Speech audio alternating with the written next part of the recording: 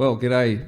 I'm back, everybody, and today I just had a thought about private property rights. I was having a conversation with some people this morning, and a lot of people, people were complaining about the rates charges from the local council and the way the tips are run and all that sort of thing, just local issues. And someone said, well, you know, we could probably get that rates down to about $1,000 a year if we trimmed off all the fat in the bureaucracy. We see all the cars parked outside the council offices every morning when we go, well, if we're late enough to start work or go to morning tea, we'll see them.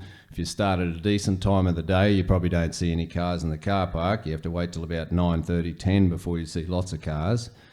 But maybe that's a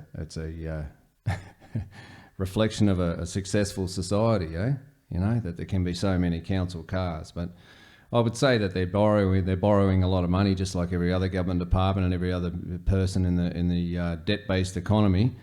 But you know, if you think about absolute private property rights, that makes your piece of land sovereign to you, and no one can levy anything against it. So and if you choose to say, well, I don't want any services, I would rather have my own water and my own power and my own road, thanks.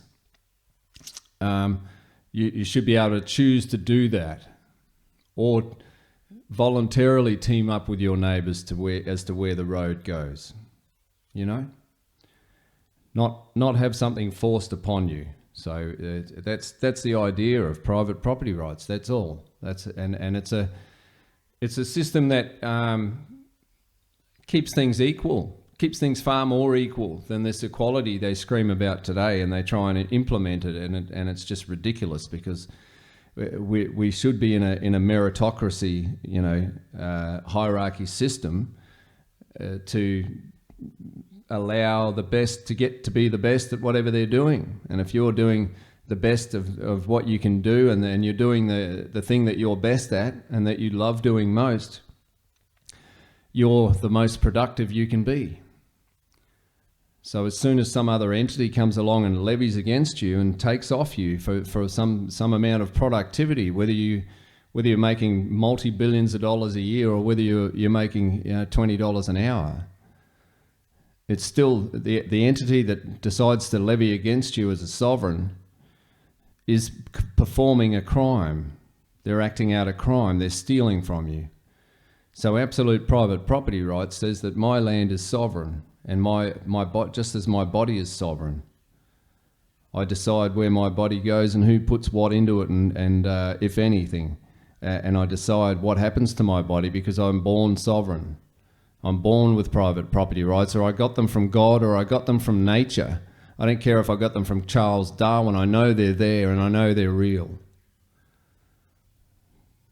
So if I voluntarily want to pay somebody to deliver a service to me, just like I would voluntarily buy which type of phone or which brand of tyre, I have a choice. If you take the choice away, you get a monopoly, which can raise the price and deliver substandard service because you have no other alternative. In an absolute private property environment, everyone's got an alternative. There is a competitor everywhere, because there's no laws keeping the competitors out of the market. The free market and private property rights are what delivers prosperity, and nothing else. Good afternoon, guys.